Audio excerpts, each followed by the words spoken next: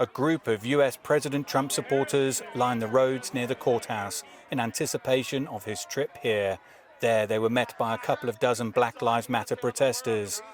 The city has been the focal point of racial tension since police shot Jacob Blake, an unarmed black man, multiple times last week, something some Trump supporters had little time for.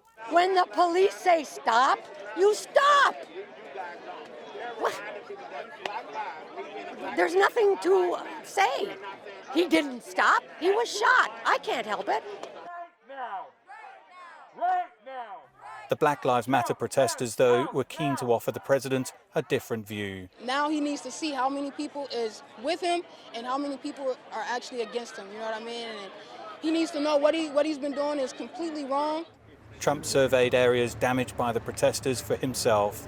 He committed to providing resources for the city as well as businesses impacted by the violence. And he had little time for the protesters. These are not acts of peaceful protest, but really domestic terror. My administration coordinated with the state and local authorities to very, very swiftly deploy the National Guard, surge federal law enforcement to Kenosha and stop the violence. Trump did not meet with family members of Jacob Blake. Some of the Blake family members took part in a Justice for Jacob community event. Their message to Trump remains clear. They want justice for Blake, who remains paralyzed and hospitalized. And I'm sucking up all the pain we have just to stand on our square until we get justice for little Jake, which means we get an indictment and a conviction of the man who shot him 7 times in the back. There had been fears that President Trump's visit here would further stoke tensions.